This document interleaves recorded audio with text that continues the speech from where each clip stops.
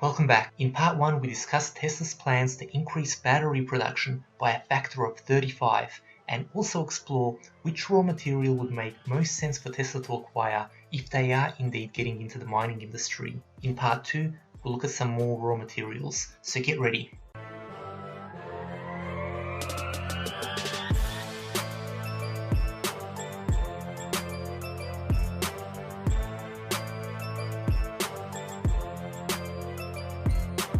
Following the release of part 1, the main question that people had was, why was there no mention of copper, as we can see here from Max? So we decided to make a part 2 and answer your question. So first of all, copper does make up a significant portion of the car, and the number varies slightly from one model to another.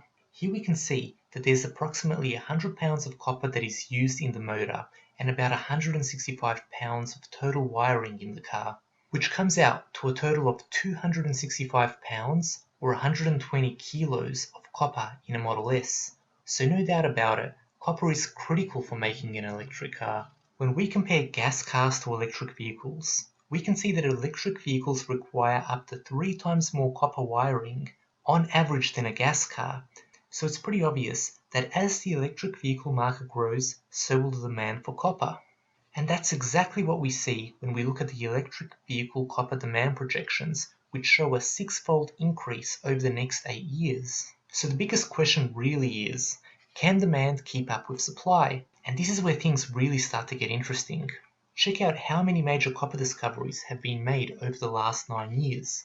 Barely any. This is no problem for now, as existing mines can cover demand, but the question is, what happens later on when existing mines close and there are not enough new mines to cover increased demand?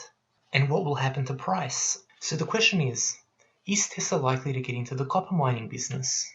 And my guess is that the answer is no. Maybe in 5 or 10 years, but not anytime soon. And here are my reasons. The market for copper is quite big and heavily traded compared to other metals, so it's really easy to purchase copper compared to more thinly traded commodities like lithium and cobalt, for example.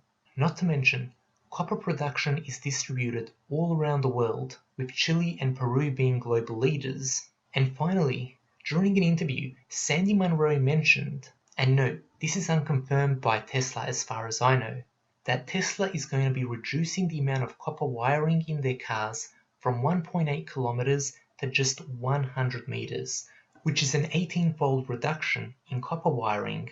So if this is the case, then I don't see Tesla getting into the copper mining industry. So there you have it. That's our analysis on copper.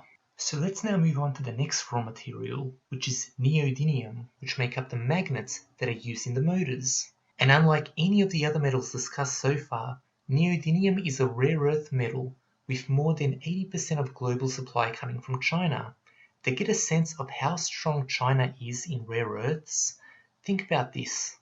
In 2017 alone, China mined about 100,000 metric tons of rare earth metals, while the US had only produced about 40,000 tons in the last 20 years combined.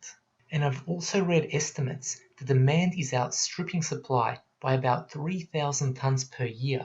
When we look at the price of neodymium, we can see that the price has been relatively stable recently, but it increased 5-fold back in 2011 when China issued an export ban. So if the trade war between China and the US escalates, you never know what China could use. So just keep that in mind. So will Tesla get into mining of rare earth metals? I mean, it would make sense to secure a supply that will not be controlled by China, but I think the chances are low, as mining for rare earth metals is quite difficult. And from what I have read, when you bring up some of these raw materials from the ground, you also bring up other elements like uranium, which is radioactive. So it's not a simple process. So that's all for today's episode, and stay tuned, as we are currently working on a new video talking about Tesla and battery recycling, which we'll be releasing soon. And as usual, if you like our content, please consider supporting us. And a huge shout out to Jeff, our very first Patreon. Your help is massively appreciated. So thank you, and I'll see you guys soon.